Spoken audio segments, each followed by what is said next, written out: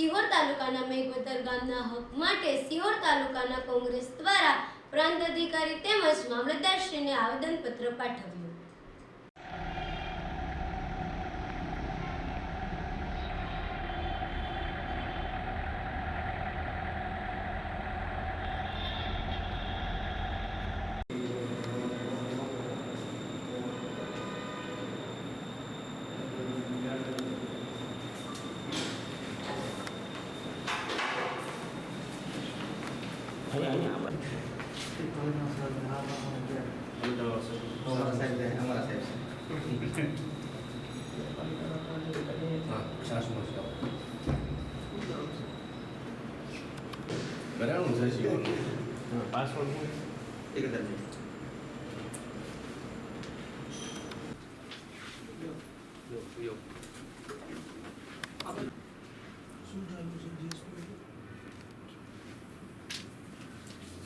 GSPL સાહેબ છે ને મેઘવદર ગામ છે ને ત્યાં 2005 માં જમીન સંપાદન કરી અને ત્યારે એક લાઈન પસાર થઈ હતી આપણી, બરાબર છે. એ પછી ફરીવાર 2022 માં લોકો નોટિસ મળી અને ફરીવાર સંપાદન બીજી લાઈન માટે કર્યું અને એણે ચેકથી રકમ ચૂકવી દીધી, વળતર ચૂકવ્યું. આ એક ખેડૂત એમાં છત્રસિંહ જે મેં આમાં ઉલ્લેખ કર્યો ભગીરથસિંહ કર્યો છે એને હવે એ કામ માટે ફરીથી નોટિસ આપી છે અને પોલીસ પ્રોટેક્શન માંગી 2 દિવસ પહેલા નોટિસ પડી તમારી પાસે આપી છે. આના સંપાદન અધિકારી કોણ હોય છે? સાહેબ સંપાદન અધિકારી GSPL નથી, GSI આ જો એટલે ISB ગેસ પાઇપલાઇન વાળા છે, GSPL વાળા છે, કારણ કે બે કામ ચાલે છે. તમારે જોવો તો એ નોટિસ હોય 2026 ની નોટિસ છે ને 2022 ની નોટિસ હતી ને એ GSPL જ છે.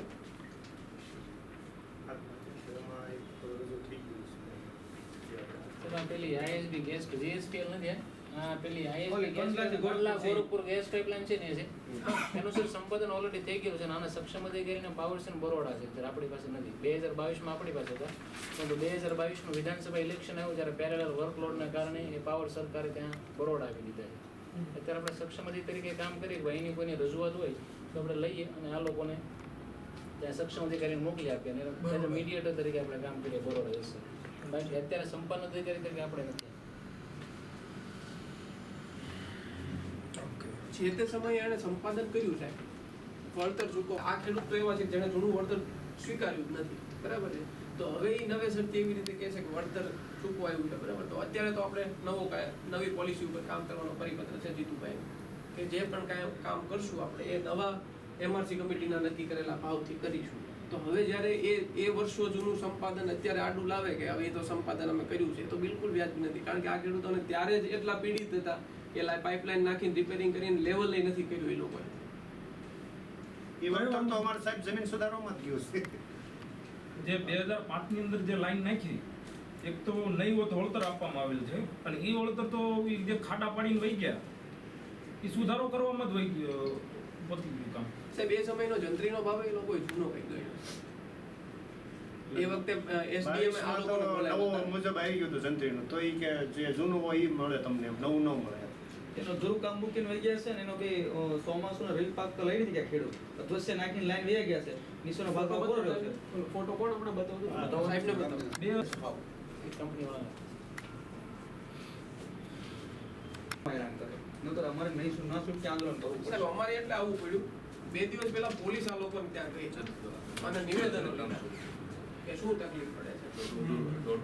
પોલીસ પ્રોટેક્શન જ માંગ્યું એટલે આપણે કંપની વાળા પોલીસ પ્રોટેક્શન હા કંપની વાળા એવું કીધું છે. અને અત્યારે તો પોલીસ અમારે નિવેદન લેવા માટે એમણે વ્યાજબી વાત તો ન કહેવાય ને. લોકોને કે મોકલી દેજો બરોડા કંપનીના જે લોકલ કોઈ સંબંધ એને બોલાવીને જોડે કે શું છે આ બેટા પેલા જાણી લો એમનો પક્ષ તો જે છે દેશ અને પેલાનો એ પક્ષ જાણી લો. અને આપની કક્ષાએથી સૌથી મોટી સાહેબ એ વાત છે કે એક ખેડૂતે વળતર તો સ્વીકાર્યું જ નથી. શું છે અલગ અલગ કાયદામાં અલગ અલગ છે. જેમ કે નોર્મલ જે આપણે 2013 નો કાયદો છે બરાબર, એમાં કોઈ ના સ્વીકારે ને તો એ રેવન્યુ ડિપોઝિટ હેડે જમા થઈ જાય RD હેડે. એટલે એ સ્વીકારે કે ના સ્વીકારે એ સંપાદન થયેલું ગણાય એવું છે. હવે આમનું શું છે મને ખ્યાલ નથી, બરાબર, પણ એને જોડાઈ લો એનો રિપોર્ટ માંગી છે બરોબર. અને ત્યાં સુધી એ લોકોને કઈ અમારી રાજકીય રીતે ફરજ પડશે. પછી એ લોકો એવી રીતે ગામમાં જો ખેડૂતો ઉપર દબાણ ઊભું કરશે કંપની તો અમારે પછી બીજા ખેડૂત સાહેબ આવું નિવેદનો લીધા છે પર્સનલી પોલીસે જે પિતા સાહેબ અને સાહેબ આપણે જે વળતર આપવામાં આવે છે 13 ગુઠાનું આવે છે. મારો સર્વે નંબર 7 છે ગંભીરસિંહ ચંદુગર, બરાબર છે. એ 22 વીઘાનો સર્વે નંબર છે. વચ્ચેથી લાઈન નીકળે છે એટલે એક જમીનના બે ભાગ કરી નાખ્યા. જે લાઈન કંપનીથી વળતર કેટલું આપે છે? 13 13 ગુઠાનું વળતર આપે છે. તો બીજું સામું 10 વીઘા મારું પડતર રહેશે એનું શું? એનો કોઈ રસ્તો ખરા?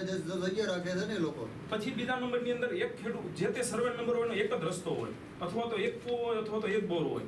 પાણી એક જગ્યાએથી થાય, હાલવાનું એક જગ્યાએથી આપણે જવાનું છે, વચમાં એને ગટર ગાળી નાખીએ તો પછી ખેડૂત ઓલી સાઈડ કઈ રીતે જઈ શકે? સામેની જે બે ભાગ કરી નાખી એમાં જવું કઈ રીતે? ગટર ગટર લાઈન નાખીને લોકો સુવિધા સુધી હજી નથી કાંઈ એવું કામ કર્યું નથી. આમ નામ તો બતાવ્યો, ફોટો વિડીયો બતાવ્યો. બતાવ્યો. આ રસ્તા પડ્યું છે આમના 1 વર્ષ ઉપરથી. સાહેબ નિયમ અનુસાર તો આ લોકોએ જો નોટિસ ઇસ્યુ કર્યા પછી આ લોકોને જનસુનાવણી ગોઠવવી જોઈએ. એ લોકો કરતા જ નથી જનસુનાવણી, અને જનસુનાવણી કરવાની જગ્યાએ પાછા જ્યારે આ લોકો એમ કહે છે કે અમારે નથી સ્વીકારવો, ત્યારે પોલીસ મોકલે છે નિવેદન લેવા માટે. તો તમે પીઆઈ ને શિહોર જાણ કરો કે એવી રીતે તો તમે એક્શન લેવા માંડશો તો ખેડૂતો આપણા લોકો એને કઈ કામ કર્યું અને નથી. રહી વાત બીજી, હું ખુદ મારો પ્રશ્ન હું કહું છું, તમે 13 ગુઠાનું આપો છો, મારી 10 વીઘા બીજી પડતર રહે છે, તે 10 વીઘા ખરીદી કરી લો. હાલો કંપનીને કયો મારે વેચી દેવી છે, એને કયો ખરીદી કરી લે. ઈઝી લાઈન નીકળે નાના ખેડૂત એક તો લે એમાં નખાઈ ગઈ અને પાછી આ બીજી લાવે એટલે નાના ખેડૂતને બે ભાઈ ભાગલા પડે. ઈ ભાઈને તો કઈ જમીન જ નથી. આમ તો 3 લખાઈ ગઈ, બીજી પેલી આની 5 પહેલા લખાઈ એક ગઈ. 7 નંબર સર્વે નંબરની અંદર આપણે નર્મદાની લાઈન કાઢી, 1 રૂપિયા વળતર આપવામાં આવ્યું નથી. અને ઓછામાં ઓછું જીસીબી હિટાચી ને 10 ફૂટ 20 ફૂટ ઊંડી અંદર હોય એને ખાડા મૂકીને વયા ગયા. અમે એ નીચેની માટી ઉપર નાખી દીધી. ખેડૂતને કરવાનું શું આમાં?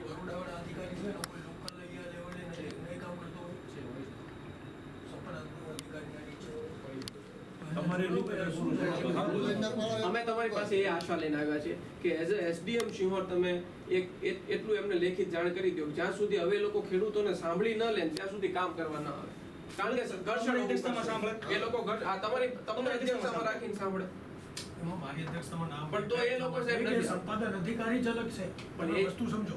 એ ડીલ નથી કરતા ખેડૂત સાથે વ્યવસ્થિત. નહીં એ કેવડાઈએ છે. પ્રેશર ક્રિએટ કરે છે. સાહેબ તમે નહીં સાંભળો તો કરકોલિયામાં બટુકભાઈ ખેડૂત છે ને એના ખેતરમાં 5 દિવસને પોલીસનો બંદોબસ્ત રાખીને કામ કર્યું છે. આ લોકોએ આના જ ગામમાં આપણા ધ્યાન ઉપર આમ લોકોના ખેતરમાં છે. અમારા બધા આ તો ગવર્નમેન્ટ જાહેર કરી દે કોઈ જે તે ખેડૂત યાર બોલાવે છે. તમે એમ કહો છો હું સાંભળું પણ સંપાદનનું જે ચાલી રહી છે પ્રક્રિયા બીજા અધિકારી હસ્તક ચાલી રહી છે તો એટલા માટે એમાં મારો હક નથી આવતો સાંભળવો. તમે વસ્તુ સમજો. દાદાગીરી કરે છે એ લોકોએ. એટલે દાદાગીરી કરે છે. પોલીસને બે હશે. ખાલી પોલીસને એટલું કહેજો ટેક્ટફુલી ડીલ કરી.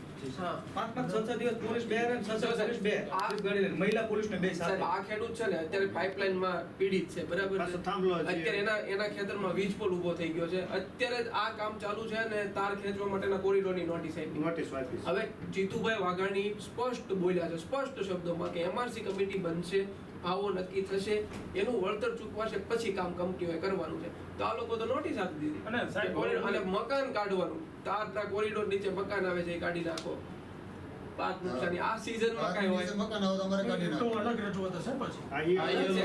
પણ એમ નહીં, આ તો સાથે સાથે આ બધું ઊભું થયું છે. એટલે ખેડૂત તો બધી કરતી તમે કેમ આવો અને પાછી સરકારી કંપનીઓ છે. માનો અદાણી અંબાણી કોઈ હોત ને તો આમ ડીલ કરી લેતા, અમે અહીંયા સુધી ન આવે, આમ ગ્રાઉન્ડ ઉપર ડીલ કરે. પણ આ સરકારી કંપનીઓ છે તો એને તો એટલીસ્ટ તમે જાણ કરો. ઈ લાઈન ઓલી છે એમરેસને જાણ કરીને તો એમનામ સામાન ભરીને બેસી ગયા. પેલા તો દાદાગીરી નાખતા પણ ડી વાળી લાઈન એટલે સાહેબ એમરેસને કીધું તો ભરીને બેસી ગયા. સાહેબને ખબર હશે, હમણાં અમે અશોકભાઈ જઈને ત્યાં સાહેબ કામ જ ઊભું કીધું ને, રાખ્યું. સાહેબ જ કીધું, સાહેબ કીધું ભરીને બેસી ગયા. એને ઓરલી કહી દેજો ભાઈ નિયમ અનુસાર કરે.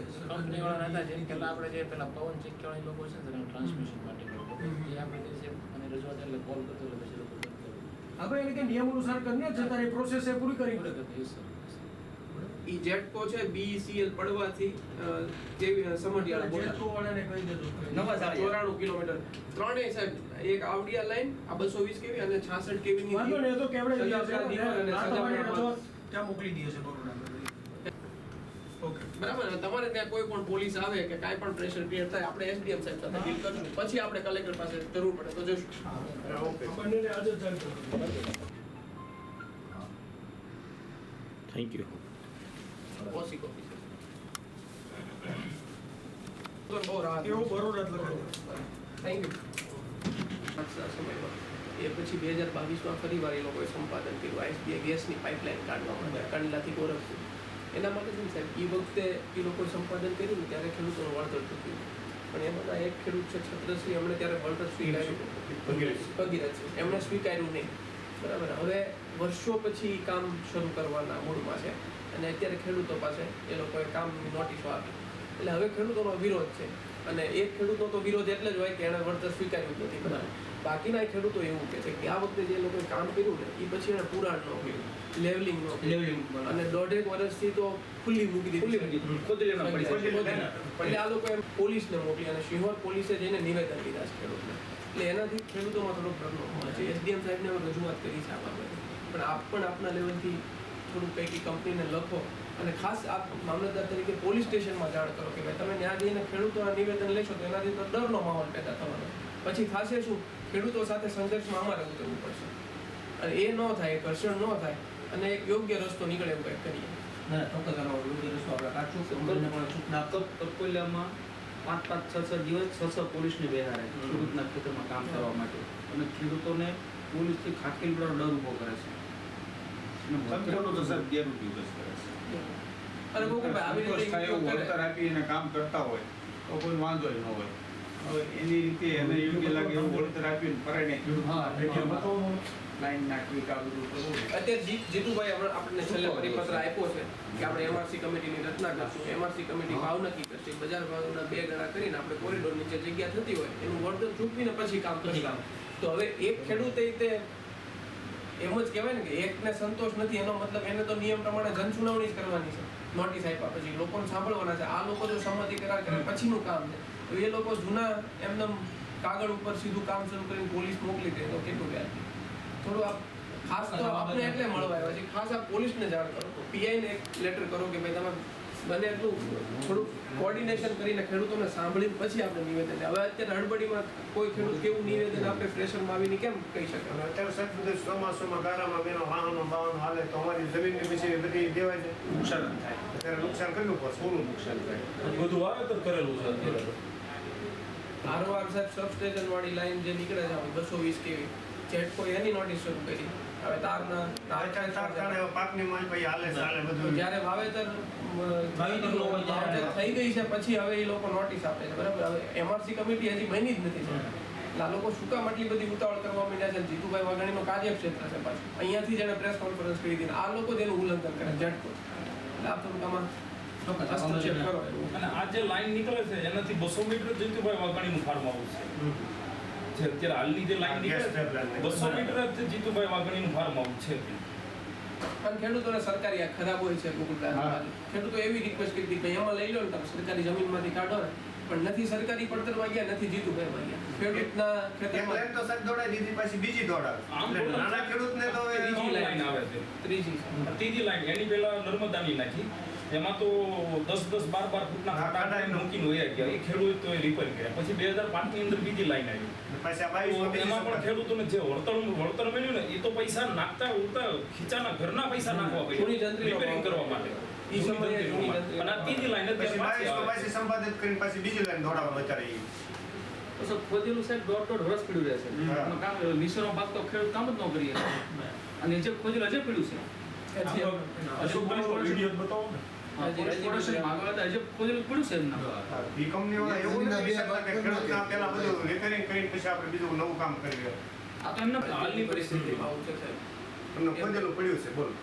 આ લોકોની જમીનમાં 2-2.5 ફૂટથી પછી પથ્થર છે. ખોદકામ કરેલું પછી ઉપરની માટી હોય નીચે નાખી દે, પથ્થર વાળું ઉપર. આવ નાના ખેડૂતો જે લોકો છે સાહેબ એના 2 ભાગ થઈ ગયા. ગામડાના ખેડૂતોનું તો સાહેબ રોજ લઈને બાજુમાં નવા જાળિયા છે સાહેબ, ત્યાં ગૌચરમાં 3 પોળ ઊભા કરી દીધા. 10,000 માલઢોર નવા જાળિયામાં. હું અશોકભાઈ ગયા હતા, 10,000 પશુઓ. અને એવા ગામમાં સાહેબ ગૌચર ઉપર આ લોકો દબાણ કરે સીધે સીધું, અને કોઈ ગ્રામ પંચાયતને વિશ્વાસમાં લીધા વગર. એટલે તમે થોડું ટેલિગ્રાફ એક્ટનું સંકલન કરી આપણે જ્યારે સંકલનની બેઠક હોય ત્યારે કંપનીને બોલાવી આ બાબતે યોગ્ય કરવી.